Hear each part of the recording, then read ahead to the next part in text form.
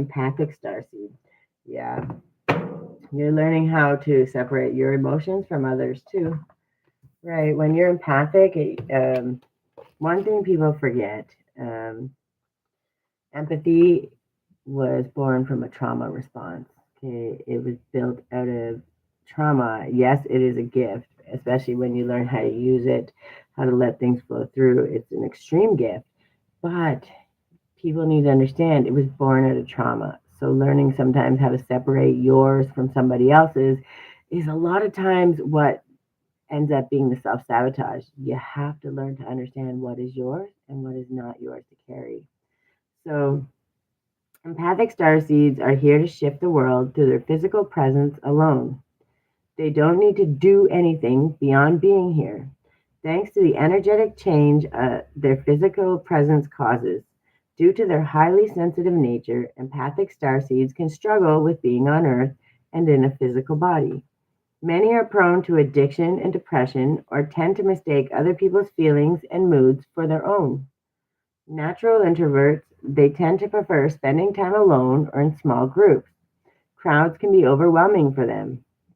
If this card appears, consider lightening the load energetically. Don't put yourself under such pressure to go out into the world.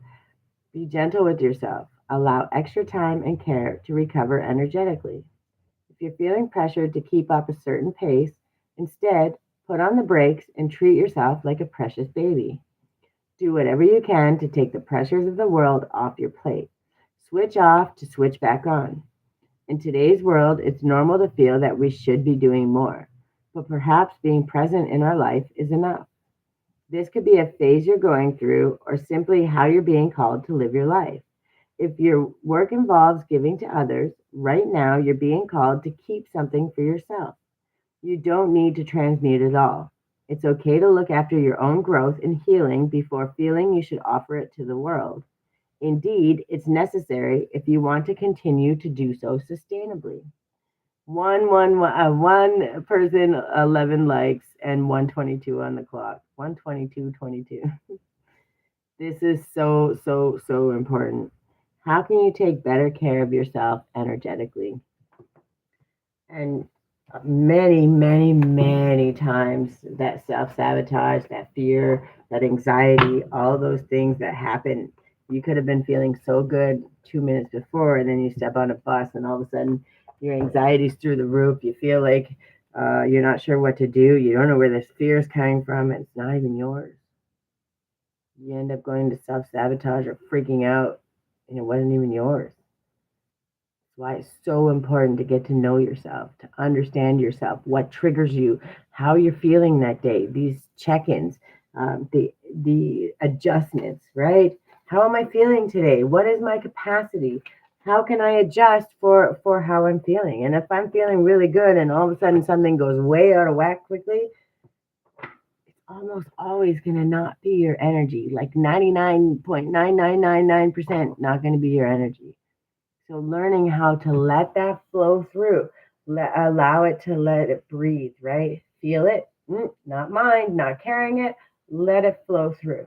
Don't hold on to it. And a lot of times empaths tend to hold on to it. I can be talking about things sometimes, and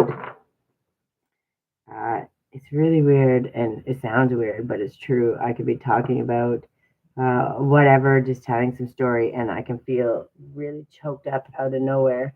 And it's like, but I've already processed it and I've healed from it, and um, it's not something that would agitate or upset me. But what's happening is I forget that those things still would cause emotion in other people, right? Because people with kind hearts, things like that, they can bring up emotion, especially if it resonates really well. Um, and we forget that sometimes. And sometimes those conversations, I have to literally take a moment and go, that's not mine, right? And when we do that, 1, 2, 3, 4, 5, thank you, Spirit. When we do that, we start to trust. We feel our own stuff. We understand our own experiences. We know that it's not ours, and we can breathe it and release it. And it takes practice. It takes constant check-ins. It takes constant adjustments because you have to process and understand what is mine, what is not. And Sagittarius, I don't want to say you're getting stuck. I think you're starting to understand. And when you go back and you're reflecting on your ups and downs, yes, you've overcome them all and you need to celebrate them. But if you go back and you think about those ups and downs, those times where self sabotage felt like maybe it was beating you down and you couldn't figure out why you were doing it, many times the sad part is it wasn't even your energy. You were feeling somebody else's energy. And it is extremely sad and it sucks. And sometimes people project it onto you on purpose, but they're almost, let's say 90% of the time, they're not. They're unaware and they don't know. And getting upset or worried about that, um, it's just not something we have to deal with. It's not for us to understand why. What it is for us to understand is it's not ours and we have to let it go. And we can't force to help people either. If they want to know, learn, understand, and they reach out, by all means. But trying to force that information to people, especially sometimes you're feeling those feelings that maybe they don't even want to process or understand yet. So when you take that, you try to force them to feel that, you're going to really create a big collision and a lot of stress and anxiety that you don't want to do, which is only going to add more to the self sabotage. Um, and I think you're just understanding that you're starting to learn what that truly means, which is a really good thing. And if I can stress anything else on this, really, really get clear, learn how to do the body check-ins, learn how to check in every time when energy, these bursts of energy come through you, good, bad, or ugly. Check in. Is that mine? Was I feeling that before? Was there something that happened that triggered this? No, it's probably not mine. Right? And when you learn that, that can stick people for a long time because they don't understand. And if you don't know and nobody tells you, um, you kind of you don't know what to do with it. You don't know how to understand it. And so imagine me going through almost 40 years like that, not understanding. And there's many people out there to this day that still don't have that understanding. So when we learn to give people grace, um, first we have to give it to ourselves. We have to understand that when we start checking in on ourselves, we create that space for ourselves. We know how to make those adjustments and we never let it get to self sabotage because we've learned to do that.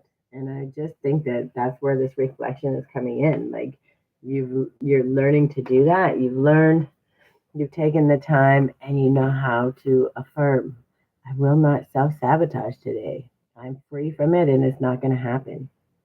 I've learned how to figure out what the adjustments are and make steps to get there. It's not about perfection. It's not about this is the step and I have to do it 100% and that's it. It's about perfection. It's about, pardon me, showing up and it's about taking that step and becoming aware of how that changes in you, how it changes your thoughts, how it changes how you breathe, how your body responds. Those are adjustments that absolutely stop you from self sabotaging. And I think you're starting to understand that.